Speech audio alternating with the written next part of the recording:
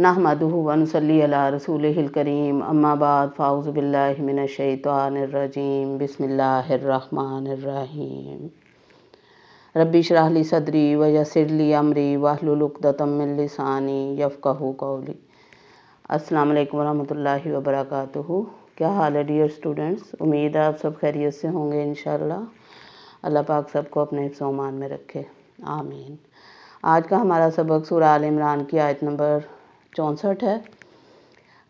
ईसाइयों के साथ मामला चल रहा था, बहस व मुबाहिसा। तो आज की आयत में अहले किताब का ज़िक्र है। देखते हैं अल्लाह ताला क्या फरमाते हैं। औज़ु बिल्लाहि मिनश शैतानिर रजीम बिस्मिल्लाहिर्रहमानिर्रहीम कुल जा अहलल किताबी तालौ इला कलिमतिन सवाइम बैनना व बैनकुम अल्ला नाबुदा इल्लल्लाह वला नुशरिका बिही शैय्यन वला यत्तखिज़ा बादुना बादन अरबाबन मिन दूनिल्लाह फ़इन तवल्लौ फ़क़ूलु अशहदू बिअन्ना मुस्लिमून। सदक़ल्लाहुल अज़ीम।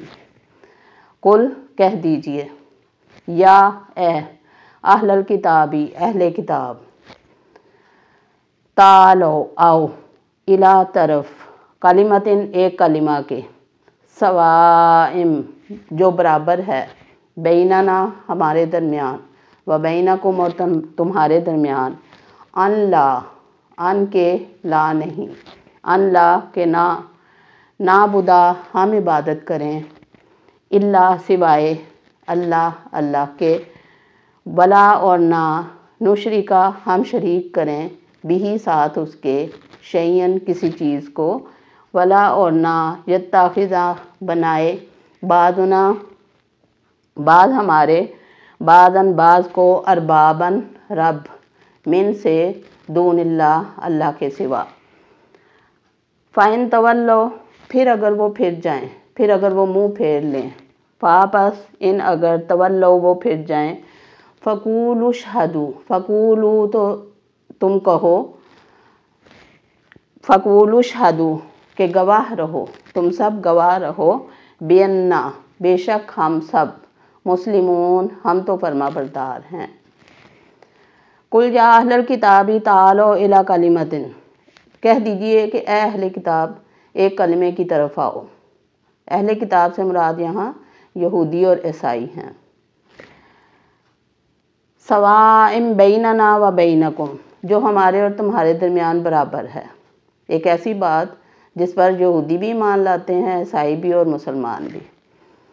अल्ला नाबुदा इल्लल्लाह ये कि हम अल्लाह के सिवा किसी की इबादत ना करें, वला नुशरिका बिही शैय्यन और ना उसके साथ किसी चीज़ को शरीक ठहराएं, वला यत्ताखिज़ा बादुना बादन अरबाबन मिन दूनिल्लाह और अल्लाह के सिवा हम किसी दूसरे को, अपने में से किसी और को रब ना माने अल्लाह के सिवा। फ़इन तवल्लो फिर अगर वो फिर जाएं, फिर अगर वो मुँह फेर लें, अगर वो बात ना माने अहले किताब, फ़क़ूलु अशहदू बिअन्ना मुस्लिमून तो मुसलमानों तुम कहो कि गवाह रहो कि हम तो फरमाबरदार हैं, हम तो अल्लाह की बात मानने वाले हैं, हम तो अल्लाह के अताअत गुज़ार हैं, हम तो अपनी मर्ज़ी को अल्लाह की मर्ज़ी के आगे सरेंडर करने वाले हैं। इस आयत में यहूदियों और ईसाइयों का जिक्र किया जा रहा है। पहले हमने देखा था सूरह आल इमरान की जो हमने पिछली आयत पढ़ी, हज़रत ईसा अलैहिस्सलाम और ईसाइयों का जिक्र था। जो उनका ईसाइयों का नजरान का एक वफ़द था, वो आया था नबी पाक सल्लल्लाहु अलैहि वसल्लम के पास और बहस व मुबाहिसा हुआ था। तो उन्होंने बात नहीं मानी थी। तो फिर आप सल्लल्लाहु अलैहि वसल्लम ने फरमाया कि अल्लाह ताला ने आप सल्लल्लाहु अलैहि वसल्लम से फरमाया कि इनसे कहो कि एक ऐसी बात की तरफ इकट्ठे हो जाते हैं, हम एक ऐसी बात पे मुत्तफिक हो जाते हैं जो हमारे और तुम्हारे दरमियान यकसां है। वो क्या बात है? वो ये बात है जो सारे अंबिया अलैहिस्सलाम जिसकी तबलीग करते आए, जिसकी तालीम देते आए, तौहीद कलमा तौहीद कि अल्लाह एक है, अल्लाह के सिवा किसी को माबूद ना माने, उसके साथ किसी को शरीक ना ठहराएं और अपनों में से किसी को रब ना बनाएं। इस ज़िमन में एक वाक़या भी आता है। हज़रत अदी बिन हातिम جو حاتم طائی کے بیٹے تھے، انہوں نے اسلام قبول کر لیا تھا، تو وہ نبی پاک صلی اللہ علیہ وسلم سے پوچھنے لگے کہ یا رسول اللہ صلی اللہ علیہ وسلم، اللہ تعالیٰ نے فرمایا اربابا من دون اللہ، تو ہم تو اللہ کو چھوڑ کے کسی اور کو رب نہیں مانتے۔ تو نبی پاک صلی اللہ علیہ وسلم نے فرمایا کہ کیا تم اپنے جو ہیں پوپ ہیں یا جو پادری ہیں یا تمہارے جو مذہبی رہنما ہیں، کیا ان کی باتوں پہ عمل نہیں کرتے؟ وہ جس کو حلال کہہ دیں تم حلال سمجھتے ہو، جس کو حرام کہہ دیں تم حرام سمجھتے ہو۔